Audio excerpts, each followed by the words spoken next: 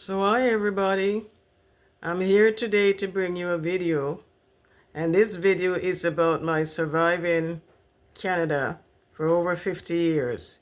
Yes folks, and during those 50 years there were all kind of emergency preparation, you know.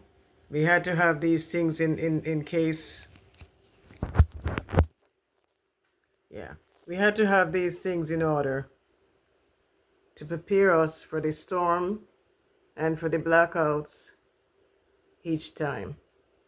So there it is, my beloved coal stove that I brought up from Jamaica many years ago. I smuggled it in.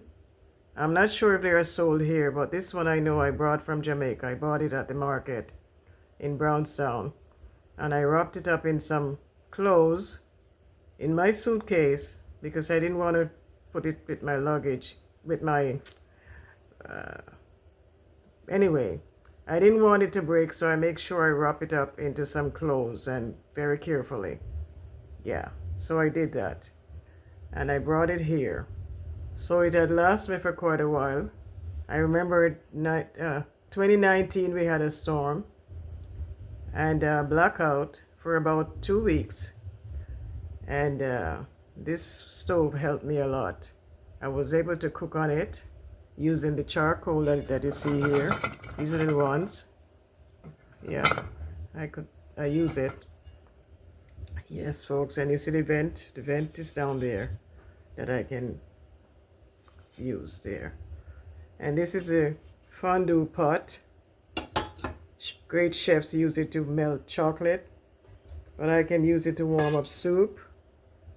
There are the little tea lights under there, so they can burn for a good while, maybe half an hour to boil egg or to scald an egg, or whatever it is that you want to cook. You could just put more candle lights, more tea lights in. There it is. There it is. I made my own invention. I got these tea lights and I put it into a little container and I put it underneath there. There you go. I put it underneath there and it can warm up some soup or boil an egg or even a potato. Just cut it up small and you're able to boil potato with that.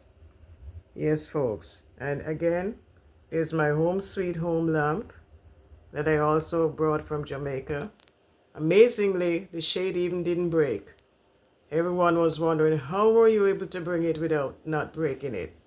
So again, folks, common sense. I use common sense. Wrapped up the shade very carefully and the lamp itself, and I brought it here to Canada. And it has worked very well during this storm. Yes, folks, so this is how I survived the weather and the storms in Canada over 50 years. Now, in 1998, we had a great storm. They called it the Great High Storm. And the place was covered with freezing rain and ice and covered the electrical wires and poles, and it was terrible. It was terrible. Activities were shut down in Ottawa and Montreal for maybe over a month. And I believe 34 people died because many of the elderly were stuck into the suburbs and who were able to come to town came to town, but some didn't want to leave their homes. So they died out there and other places. So it was a terrible time. So I'm just appealing to anyone who wants to come for a visit to Canada. I know Collis Smith is thinking of coming to Canada on his next trip, but Collis, please do not come in the winter time. Because for one thing, you will not be able to wear your slippers and it is too much.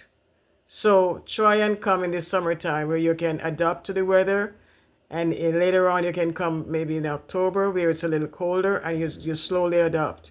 But January, oh my gosh, that's a really terrible time for any visitor to come to Canada who doesn't know about the cold weather. Even we up here, we in Canada are running away in January, February, because those are the two coldest months. So visitors should not attempt. I know you're talking about We're out here without fear. But I'm telling you, this Canadian winter, especially in January, you have to have fear. You have to have fear because it's not easy. And I noticed the several high storms that we have over the years in Canada. It was always in January. 1998 and other years that they have the high storm.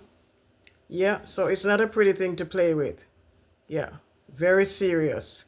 So please, visitors with the intention of coming to Canada, do not come in the winter months. Take it from me. Take it from someone that lives in this city, in this Canada, and this city of Ottawa for over 50, I think I'm going 52 years now. And it's very cold. I managed to survive it because I'm getting very skillful with it now. I know when to dodge the bad weather, when to stay home, and when to crawl out when the weather is much nicer and the roads are clean. So be careful, folks. Don't come here in the winter time.